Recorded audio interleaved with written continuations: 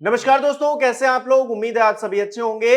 बिहार में कुर्सी की लड़ाई अब पावर गेम में तब्दील हो चुकी है और जिस तरह से अमित शाह हार मानने को तैयार नजर नहीं आ रहे हैं, तो दूसरी तरफ हम देख रहे हैं नीतीश कुमार समर्थन वापसी की तैयारियों में जुटे हुए हैं और इस बीच उन्होंने कुछ ऐसा कर दिया है कि रातों रात डिप्टी सीएम यानी कि सम्राट चौधरी भागे भागे दिल्ली पहुंचे। क्या चल रहा है बिहार में, इसको लेकर अपडेट प्रियंका देंगी। प्रियंका मेरी सहयोगी मेरे साथ जुड़ी हैं। प्रियंका, बहुत बहुत स्वागत है आपका। और जिस तरह से बिहार में पावर गेम अब शुरू हो चुका है, उसमें नीतीश कुमार कहां पर है और अमित शाह का अगला कदम क्या होने वाला है? जाहिर सी बात है हिमांशु, जिस तरीके से बिहार को लेकर दिल्ली में मीटिंग पर मीटिंग का दौर शुरू हो गया है, ऐसे हालातों में कुछ तो बड़ा होने वाला है। खबर ये निकलकर सामने आ रही है कि अचानक से अमित शाह बिहार को लेकर फुल एक्शन मोड में आ गए हैं और सम्राट चौधरी से अमित शाह की मीटिंग हुई है। आपको बता दें हिमांशु, जब से सम्राट चौधरी ने गृह मंत्रालय का विभाग संभाला है, तब से लगातार गृह विभाग की तरफ से, सम्राट चौधरी की तरफ से एक्शन पर एक्शन लिया जा रहा है, आदेश पर आदेश पारित किए जा रहे हैं। डीजीपी को कहीं पर हड़काया जा रहा है, कहीं पर बुलडोजर चल रहा है, कहीं पर एनकाउंटर हो रहा है और तो और सम्राट चौधरी ने बिहार में यूपी मॉडल लागू करने की पूरी तैयारी कर ली है। फिलहाल एक तरफ जहां नीतीश कुमार की छवि को बिगाड़ कर सम्राट चौधरी सुशासन बाबू की छवि बनाने की कोशिश में जुटे हैं, वहीं दूसरी तरफ नीतीश कुमार ने अपना आखिरी दांव चल दिया है। खबर ये निकलकर सामने आ रही है कि नीतीश कुमार ने पहले तो गृह विभाग की फाइल को रोक दिया है, वहीं दूसरी तरफ नीतीश कुमार की तरफ से अफसरों को तलब किया गया है। आप देख सकते हैं, हाई लेवल मीटिंग बुलाई गई है और इस मीटिंग में नीतीश कुमार ने क्लियर कर दिया है कि सुशासन तो हमारी तरफ से चलेगा। सुशासन पर जोर दिया गया है और अफसरों से कह दिया गया है कि पारदर्शिता को बरकरार रखो। मतलब साफ है कि नीतीश कुमार कहीं पर भी समझौता करने के लिए तैयार नहीं है। जैसा कि आप जानते हैं हिमांशु, कि पहले ही नीतीश कुमार ने तगड़ा खेला किया। किस तरीके से गृह विभाग सिर्फ भारतीय जनता पार्टी को दिया गया और आईएएस आईपीएस की ट्रांसफर पोस्टिंग नीतीश कुमार ने अपने पास रखी। नीतीश कुमार ये अच्छे से जानते थे कि अफसर अगर उनके कब्जे में रहेंगे तो भारतीय जनता पार्टी चाहकर भी कुछ नहीं कर पाएगी। जैसा कि उदाहरण के तौर पर आप जानते हैं कि दिल्ली में जब केजरीवाल की सरकार थी, तो दिल्ली की पुलिस तो अमित शाह के अंडर में आती थी। ऐसे में केजरीवाल खिसियाते तो थे लेकिन कुछ कर नहीं पाते थे।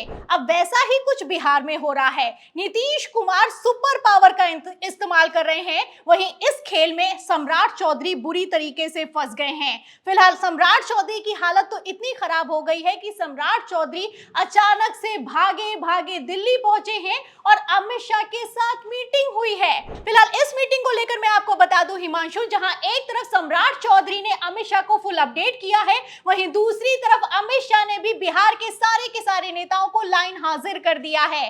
खबर ये निकलकर सामने आ रही है कि अमित शाह ने स्पेशल 45 की मीटिंग बुलाई। ये मीटिंग तो बुलाई गई थी ये कहकर कि ये थैंक यू डिनर होने वाला है, लेकिन इसमें किसी तरह का कोई थैंक यू नहीं कहा गया है। अमित शाह भड़के हैं। खबरें ये निकलकर सामने आई है कि अमित शाह ने ये क्लियर कर दिया है कि किसी तरह के कोई घमंड में मत आओ, गलतफहमी में मत रहो कि तुम्हारी वजह से जीत हुई है।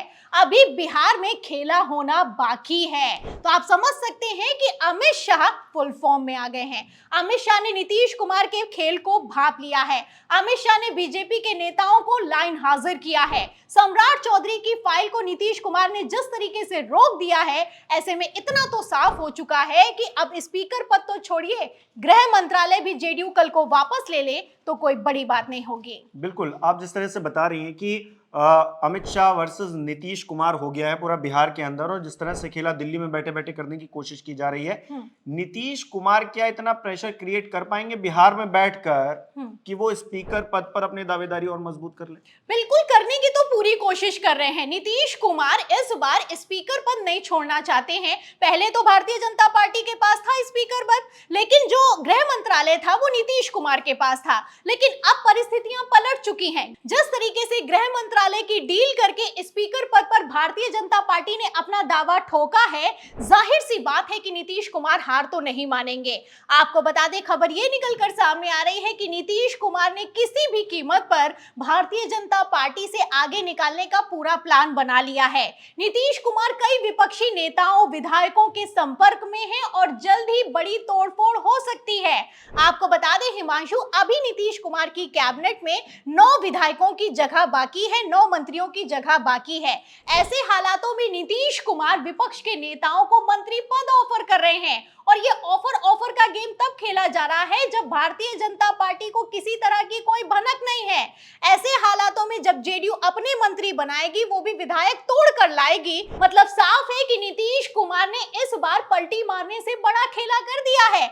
आपको बता दें कि प्रचंड बहुमत के साथ बिहार में अब इस बार एनडीए की सरकार बनी है, लेकिन इन सब के बावजूद खींचतान मची हुई है। कितनी तगड़ी खींचतान मची हुई है इसका अंदाजा आप इस बात से लगा सकते हैं कि उपेंद्र कुशवाहा के दर्जनों नेताओं ने सामूहिक इस्तीफा दे दिया है। राष्ट्रीय अध्यक्ष से लेकर उपाध्यक्ष तक ने इस्तीफा दे मारा है। एक तरफ एनडीए में टूट हो रही है, वहीं दूसरी तरफ नीतीश कुमार भारतीय जनता पार्टी को आंखें दिखा रहे हैं। फिलहाल सम्राट चौधरी जिस तरीके से फंस गए हैं, स्पीकर पद को लेकर जैसे पेच फंसा है, जाहिर सी बात है कि ऐसे हालातों में कुछ तो बड़ा होने वाला है। बिल्कुल प्रियंका, कुछ बड़ा होने की आशंका तो है, लेकिन इस बीच दर्शकों के लिए ये समझना भी जरूरी है कि नीतीश कुमार के लिए स्पीकर का पद जरूरी क्यों है और उनके इतिहास से कैसे जुड़ता है, जरा बताइए। अगर स्पीकर की बात की जाए तो बीजेपी के इतिहास की पहले बात कर लेते हैं। आप अच्छे से जानते हैं कि भारतीय जनता पार्टी स्पीकर के दम पर कितना तगड़ा खेला करती है। महाराष्ट्र में तो इन लोगों ने स्पीकर के ही दम पर 5 सालों तक असंवैधानिक सरकार तक चला ली। ऐसे हालातों में बिहार में तो इनके पास नंबर्स भी हैं। ऐसे में अगर गृह मंत्रालय के साथ साथ स्पीकर का पद भारतीय जनता पार्टी के पास चला गया तो ये लोग बड़ा खेला कर सकते हैं। गृह मंत्रालय के जरिए विधायकों पर दबाव बनाएंगे और स्पीकर के जरिए उन्हीं विधायकों को बीजेपी में शामिल करवाएंगे।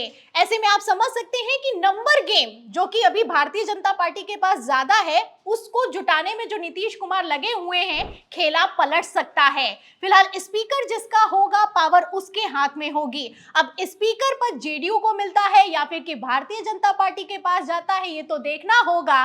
लेकिन जैसी तस्वीरें हैं, जैसी खबरें हैं, ऐसे में इतना तो साफ हो चुका है हिमांशु कि बीजेपी ने एक बार फिर से नीतीश कुमार को धोखा दिया है। और ये धोखा नीतीश कुमार कैसे पचाएंगे या फिर कि नीतीश कुमार कोई उल्टा ही खेला कर जाएंगे, ये देखना होगा। बिल्कुल, एक डमी मुख्यमंत्री के तौर पर उनको बताया भी जा रहा है, तो ऐसे में देखिए आगे क्या खेला होता है। बहुत बहुत शुक्रिया आपका हमारे साथ जुड़ने के लिए। तो आप देख रहे हैं कि किस तरह से बिहार से लेकर दिल्ली तक हड़कंप मचा हुआ है।